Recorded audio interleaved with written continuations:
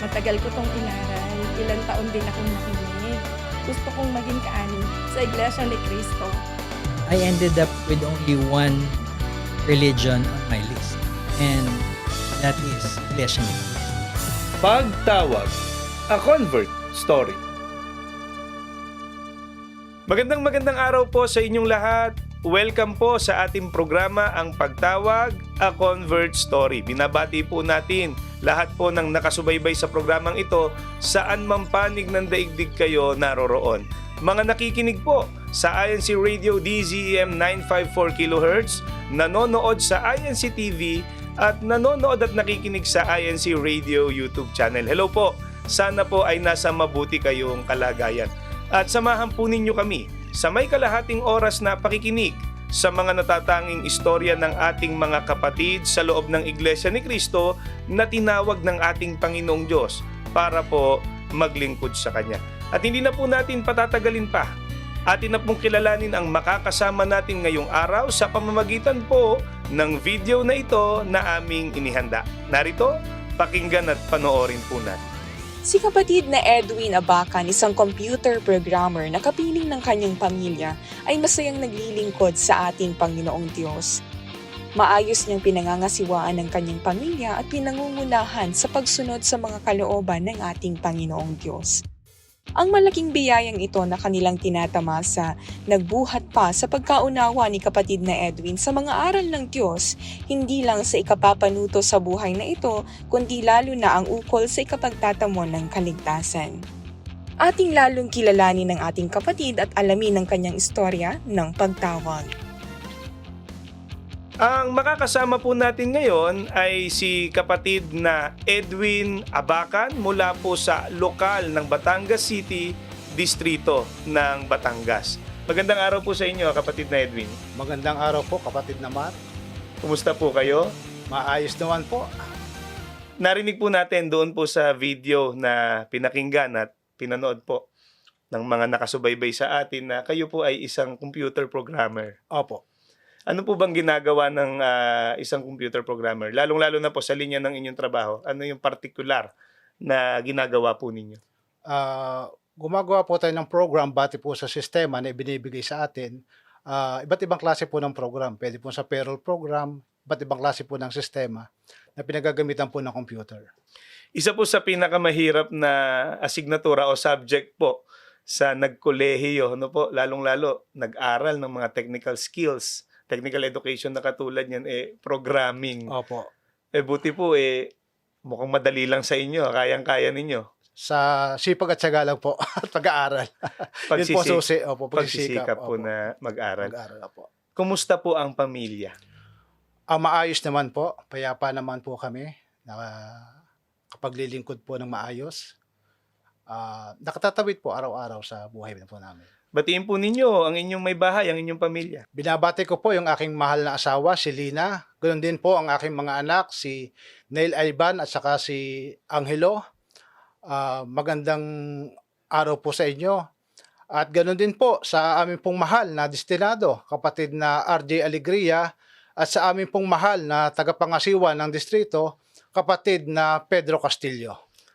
Ganoon din po sa lahat ng mga kapatid sa distrito po ng Batangas. Magandang araw po sa inyo. Maraming salamat po, kapatid na Edwin. Batiin na rin po natin sina kapatid na Elton Diaz po at si kapatid na Rodel Cortez po dito rin sa distrito ng Batangas City. Maraming salamat po sa pagtulong na mabuo po ang programang ito sa inyong distrito.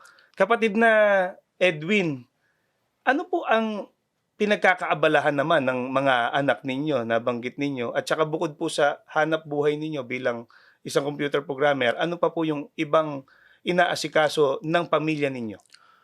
Yung pong aking asawa, meron po kasi kaming maliit na kantin na siya po yung pinagkakaabalahan araw-araw. Yun naman pong aking panganay na anak, nagtatrabaho na po sa isang call center. Naka-work from home po siya. At yung aking pong busong anak ay nag-aaral po bilang graduate lang po ng elementarya. So nasa high school level na po siya ngayon.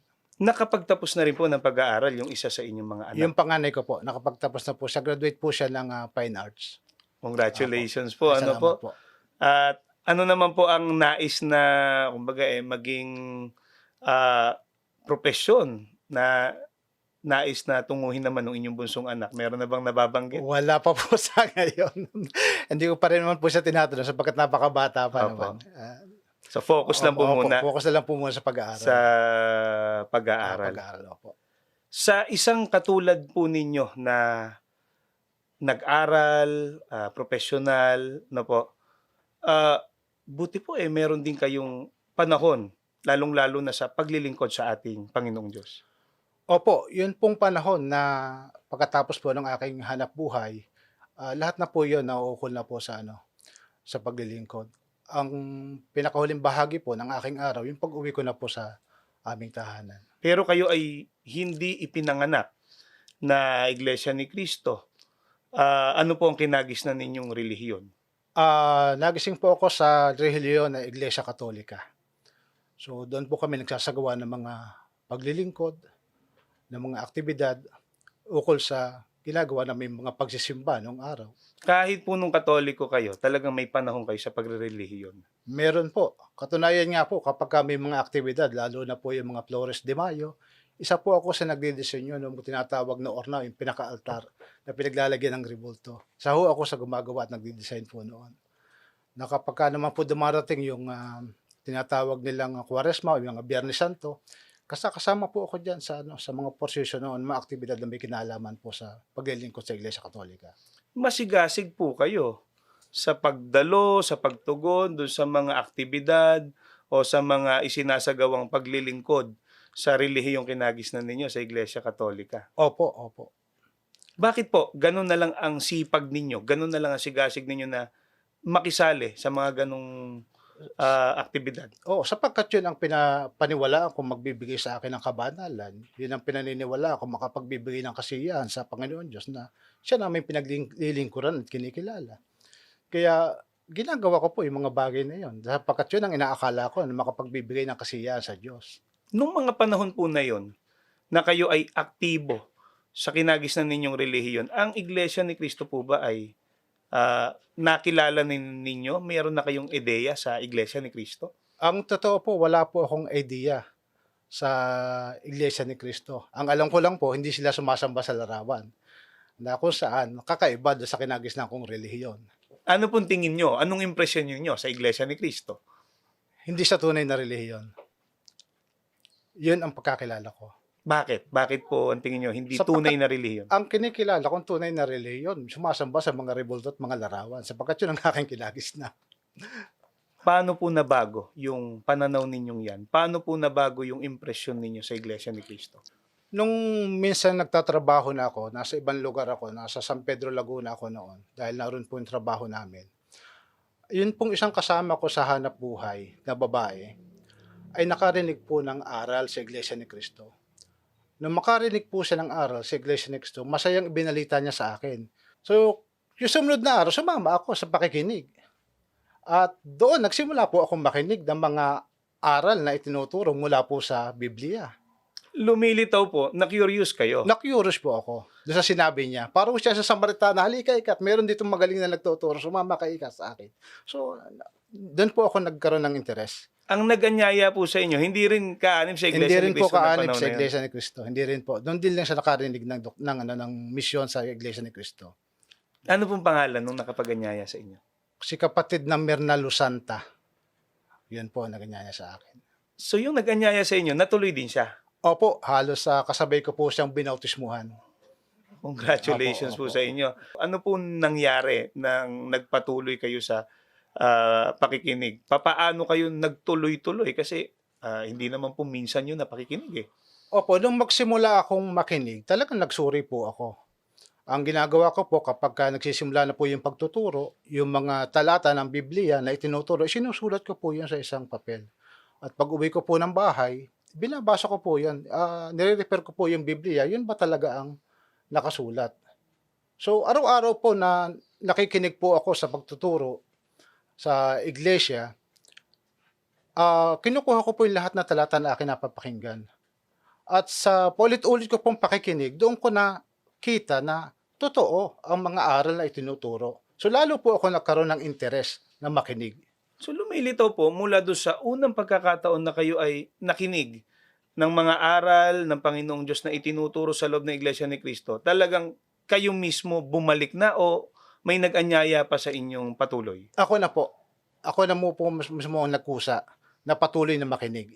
Sapagkat nagkaroon nga ho ako ng interest doon sa mga itinuturo sa mga aral ng Iglesia ni Cristo na nakasulat sa Biblia. Na kung saan naman, lagi ko pong nire-refer yung Biblia kung talagang nakasulat kayo kanilang itinuturo. Kaya lalo po ako nagsigasig na magkaroon ng interest na patuloy na makinig. Ano po yung partikular na aral ng ating Panginoong Diyos na nakatawag ng pansin sa inyo? Unang-una, yung pong pagkakilala sa tunay na Diyos at sa ating Panginoong Hesukristo. Kasi hindi ka pala makapaglilingkod ng tama o maayos kung hindi mo makikilala yung Diyos na dapat mong paglingkuran. Sapagkat doon sa kinagis na naming relihiyon, isa lamang ang Diyos na amin nakikilala. Ang Panginoong Hesukristo at ang Diyos Ama ay iisa. Yun lang ang nakikilala namin. Isa sila sa kalagayan na taliwas sa mga aral na itinuturo sa iglesia na ang tunay lang na dapat paglingkuran ay ang Diyos Ama at si Kristo ang ginawang Panginoon nito na siyang tagapamagitan sa Diyos at sa tao. Ang nais po ninyo sabihin, magkaiba Magkaiba po, napakalaking pagkakaiba. ang Panginoong Diyos at ang ating Panginoong Jesucristo sa kalagayan. Opo, sa kalagayan. Opo. Hindi po sila iisang Diyos. Hindi po sila isang Yung Diyos. katulad na sinasabi po nung relihiyong Opo. kinagisnan natin na ang Ama, Diyos. Si Kristo, Diyos. Diyos din. At iisa sila. Opo. Ano ang naunawaan po ninyo na tunay na aral ng Biblia? Na sa itinuturo po ng Biblia, isa lang ang Diyos na tunay. At ang Panginoong Hesukristo ay siyang tagapamagitan sa Diyos at sa tao. Hindi po siya Diyos. Hindi po sa Diyos. Kundi siya ay tao sa likas Siya po na. ay tao sa likas na kalagayan. Ginawang Panginoon po ng ating Panginoon Diyos. Yan po ang naging malinaw sa aking pagkaunawa at pagkakilala na siya ko pong sinampalatayanan nung ako po ay makinig sa mga aral ng Iglesia ng Cristo na itinuturo mula po sa Biblia. Sino po yung iisang Diyos na tunay na dapat makilala ng tao para, sabi nyo nga, maisagawa ng tao yung marapat na paglilingkod sa Kanya? Ang Diyos Ama po na lumalang ng lahat ng bagay. Tama po. At ang ating Panginoong Jesucristo po mismo ang nagpakilala Opo. sa Amang nasa langit bilang nag-iisang Diyos na tunay at ipinakilala naman niya ang kanyang sarili na sinugo ng Ama o isinugo ng ating Panginoong Diyos. At mismo ang ating Panginoong Jesucristo nagsabi sa 1:8:40 na siya ay tao. Kaya talagang magkaiba po sila sa Opo. kalagayan. Gaano po kahalaga yon, kapatid na Edwin, na makilala ng tao ang Ama, na iisang Diyos na tunay, at ang ating Panginoong Jesucristo ay kanyang ginawang Panginoon, kanyang ginawang tagapagligtas at tagapamagitan sa tao at sa ating Panginoong Diyos. Napakahalaga po nun kasi hindi tayo makapaglilingkod ng tunay kung hindi natin sila nakikilala. Hindi natin magagawa ang tunay na paglilingkod, ang tunay na pagtawag kung hindi natin sila nakikilala. At yung tunay na paglilingkod po sa ating Panginoong Diyos, ang ating Panginoong Jesucristo din ang nagsabi, yung tunay na pagkakilala sa Kanya sa 1:17:1 at 3, yun po ang ikapagtatamo ng buhay na walang hanggan. Opo. Yun po ang ikapagtatamo ng Kaligtasan. kaligtasan. Maraming salamat po, kapatid na Edwin. Marami pa po tayong pag-uusapan, pero bitinin lang natin saglit yung ating mga taga-subaybay. Huwag po muna kayong aalis, magbabalik po ang pagtawag, pagkalipas lang po ng ilang paalala.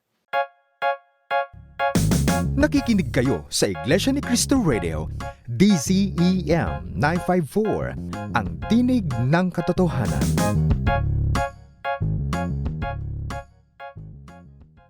Nagbabalik po ang pagtawag, A Convert Story, at ang kasama po natin ngayon ay si kapatid na Edwin Abacan mula po sa lokal ng Batangas City, distrito ng Batangas. Si kapatid na Edwin po ay isa sa mga kapatid natin sa loob ng Iglesia ni Cristo na natawag mula po sa paanyaya na siya ay makinig ng mga aral ng Panginoong Diyos na itinuturo sa loob ng Iglesia ni Cristo. At ang nakatutuwa po sa istorya ng ating kapatid, ang nag-anyaya sa kanya nung mga panahon na yon, hindi pa po kaanib sa Iglesia ni Cristo. At nabanggit niya nga, nakasabay niya pa sa bautismo. Kapatid na Edwin, magandang araw po sa inyo muli. Magandang araw po, kapatid na Mar. Kailan po kayo nabautismuhan?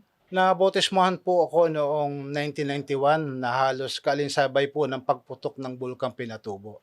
Saan po kayo nabautismo? Nabautismohan po ako sa distrito ng Calamba. Pero nadoktrinahan po ako sa lokal ng San Pedro, Laguna. Ano po ang naunawaan ninyo sa ginawa ninyong pag-anib sa Iglesia ni Cristo? Kasi sabi nyo nga kanina, ang pagkakilala nyo sa Iglesia ni Cristo, hindi tunay na relihiyon. Mali yung kanilang ginagawang paglilingkod. Mula po sa pagsusuri hanggang sa kayo'y magpasya na umanib sa Iglesia ni Cristo at mabautismuhan, ano po ang naunawaan ninyo? Ang naunawaan ko po sa paglilingkod sa Iglesia ni Cristo ay ito po yung tunay na paglilingkod na dapat gawin ng mga tao. Hindi po yung paglilingkod na gaya ng ginagawa namin sa dating relihiyon na sumasamba sa mga Diyos-Diyusan. Ito po yung paglilingkod na batay sa mga aral sa Biblia na siyang iniuutos na ating Panginoon Diyos na dapat gawin. Paano po yung sinasabi nyo noon na hindi tunay na relihiyon ng Iglesia ni Cristo? Mali ang Iglesia ni Cristo. Ano pong napatunayan ninyo? Napatunayan ko po na mali ang aking pagkakilala. Sapagkat noon, hindi ko pa naririnig yung tunay na aral sa Iglesia ni Cristo mula sa Biblia. Subalit nung marinig ko po yung tunay na aral mula sa Biblia, doon ko po napatunayan na ang tunay po na paglilingkod ay magagawa lang po sa loob ng Iglesia ni Cristo. At ang totoo po, kapatid na Edwin, napakarami pong talata ng Biblia na nagpapatunay na yung pagsamba sa harap ng larawan, ribulto, ayaw po yun ng ating Panginoong Diyos. Opo. Yun po ang kanyang ipinagbabawal. Samantalang sa loob po ng Iglesia ni Cristo, kung ano po ang kalooban, kung ano po ang utos ng ating Panginoong Diyos, kung papaano siya dapat sambahin, yun po ang itinuturo. Opo. Sinasamba po natin ang ating Panginoong Diyos sa Espiritu o sa pamamagitan ng pagsamba sa kanyang pangalan. At yan po ay mababasa sa Mateo 6:9 hanggang 10, na yun po ang aral ng ating Panginoong Diyos na dapat nating matupad at masunod. Opo. Ano po ang pakiramdam nung kayo ganap na kaanib na sa Iglesia ni Cristo? Masayang-masaya po ako nung maging ganap na kaanib na po ako sa Iglesia ni Cristo. Sapagkat napabilang po ako sa pinangakuan niya ng kaligtasan na makapagpasasagawa ng tunay na paglilingkod. Naging payapa po ang aking kaisipan at ang aking kalooban sapagkat makakaroon ng tamang direksyon ang ginagawa kong paglilingkod sa Diyos. Kumusta po ang inyong pamilya noong mga panahon na yun? Ano pong naging reaction nila nung kayo nakita nila na nasa proseso na ng pag-anib sa Iglesia ni Cristo? Lalo na po nung kayo'y naging ganap na kaanib na sa Opo, Iglesia ni Cristo. nagulat sila. Nagtatanong sila anong nakita ko sa Iglesia ni Cristo, bakit ako umanib sa Iglesia ni Cristo. Yun ang unang impression nila. Bagamat dahil sa bukas naman ang kanilang pangunawa, hindi naman nila ako pinigilan. Kundi sa halip, kung ano man pangangailangan ko para sa ginagawa kong paglilingkod, nandoon sila para umalalay. Ganun po ang naging bahagi ng pamilya ko sa ginawa ko, sa pagkakapasok ko po sa Iglesia ni Cristo. Paano po nabago ng Iglesia ni Cristo ang inyong buhay? Marami pong pagbabago. Unang-una, yung paninindigan po, yung pananampalataya, yung pag-asa. Kasi dati po, pagka nagkaroon tayo ng suliranin, halos hindi natin alam kung paano tayo gagalaw, kung anong gagawin natin. Subalit nung malaman po natin, na sa pamamagitan po ng ating panalangin, ipagkakaloob ng Diyos ang ating kahilingan, adyan siya para umalalay sa atin. Ano man po naging sitwasyon ko sa buhay, hindi ako natakot. Yung pating po yung kawalan, hindi ako natakot. Umasa po ako na nalangin sa ating Panginoon Diyos na makapamalagi sa paglilingkod sa anumang sitwasyon ng aking buhay. Bakit po? Bakit kayo hindi nawalan ng pag-asa? Lalo nung dumating yung binabanggit ninyo ng iba't ibang sitwasyon sa buhay ninyo. O sapagkat sumasampalataya po ako na lahat daraan sa mga pagsubok. At yung pagsubok po na yun ang naging sandata ko para lalong umasa at sumampalataya. At nung ginawa ko po yun, natanggap ko lahat ng aking mga kahilingan at aking mga panalangin. Kaya magpahanggang ngayon, namamalagi po ako sa pananampalataya sa Kanya. Namamalagi po ako sa pagtawag, sa pananalangin, Lalo-lalo po kapag dumarating yung mga suliranin ng buhay. Hindi po ako nawawala ng pag-asa. Yung binabanggit po ninyo, kapatid na Edwin, yan ang malimit na ituro po sa atin Opo. ng ating tagapamahalang pangkalahatan sa Iglesia ni Cristo, ang kapatid na Eduardo V. Manalo. Nandiyan ang kabalisahan. Lahat po tayo mayroong balisa sa buhay na ito. May mga pinagdaraanan. Pero ang bentaha po na tayo ay kaanib sa Iglesia ni Cristo, Opo. may malalapitan po tayo. May matatawagan po tayo, may maaasahan tayo ng ating Panginoong Diyos. Opo. At totoo po yung binanggit ninyo, sa bawat pagtawag po natin, pananalangin sa Kanya, hindi niya po tayo pinababayaan. Sinasagot niya po yung ating pananalangin. Siya rin po nagbibigay ng lunas o sagot doon sa ating mga suliranin. Opo. Ano pong maipapangako ninyo sa ating Panginoong Diyos? Yamang ramdam na ramdam po ninyo sa inyong buhay, hindi niya kayo pinababayaan. Ang maipapangako po sa ating Panginoon Diyos, paglilingkuran ko po siya habang ako'y nabubuhay. Patuloy ako magpupuri at magpapasalamat sa Kanya sa anumang sitwasyon ng aking magiging buhay. May mga kababayan po tayo na humaharap din sa iba't ibang problema. Totoo. Lalo sa panahon po natin ngayon, mabigat ang pagdadala ng buhay at baka yung iba inaabot ng kawalang pag-asa. Ano po ang gusto ninyong sabihin sa kanila?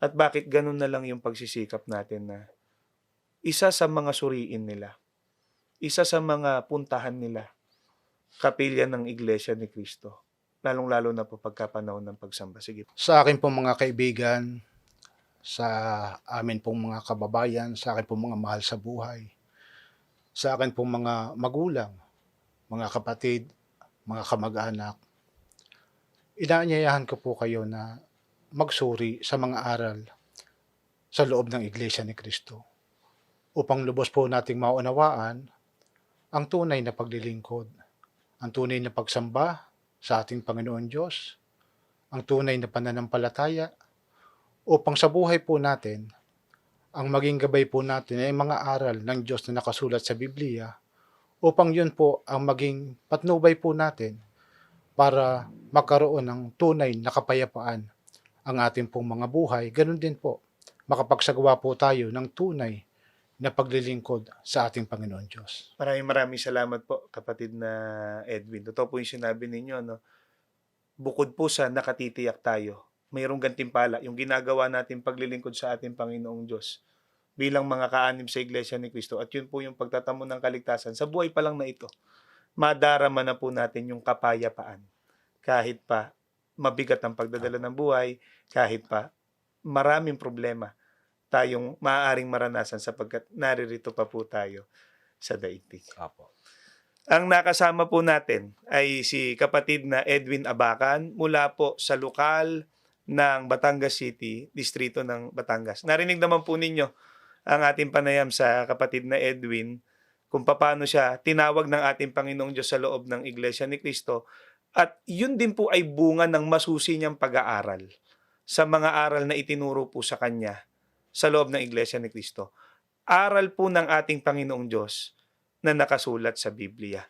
At ang napakalaking biyaya po na ibinahagi niya, nagpabago sa kanyang buhay, na kahit marami po siyang pinagdaan ng iba't ibang sitwasyon, maring merong magaan, maligayang sitwasyon ng buhay, maring merong mahirap at malungkot, nakatawid po siya, naramdaman niya po yung kapayapaan ng buhay, kapiling ng kanyang pamilya, sapagkat pamalagian, alam niya, sa mga pagtawag niya, sa mga pananalangin at sa mga pagsamba niya, tinatanggap siya ng ating Panginoong Diyos, pinakikinggan po siya ng ating Panginoong Diyos.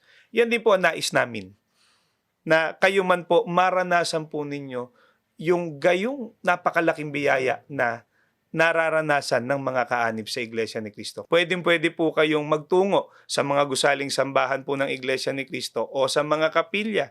Magtanong po sa mga kapatid namin kung papaano po kayo panayan na makapakikinig ng mga aral ng ating Panginoong Diyos. At sa mga araw at oras po na may pagsamba, pwede po kayong magtungo rin. Dumalo po sa mga pagsamba para lalo po ninyong makita, lalo po ninyong makilala ang Iglesia ni Cristo. Maraming salamat po sa inyong lahat na sumubaybay po sa araw na ito. At bago po tayo pasamantalang maghiwa-hiwalay, ay pinasasalamatan po muna natin ang pangunahing nangangasiwa sa SEBC, ang kapatid na Angelo Eranio Manalo, gayon din po ang ating pinakamamahal na kapatid, ang kapatid na Eduardo V. Manalo. Maraming salamat po. May mga ganitong programa kung saan na ibabahagi po ng ating mga kapatid sa loob ng Iglesia ni Cristo yung kanilang karanasan kung papaano po sila tinawag ng ating Panginoong Diyos, kung papaano po sila minamahal ng ating Panginoong Diyos. At para naman po sa lahat ng sumubaybay po ngayong araw, lagi po at patuloy po ninyong subaybayan ng programang Ang Pagtawag, A Convert Story sa INC TV at sa INC Radio at gayon din po sa INC Radio YouTube channel. Hanggang dyan po at hanggang sa muli po, maraming salamat po.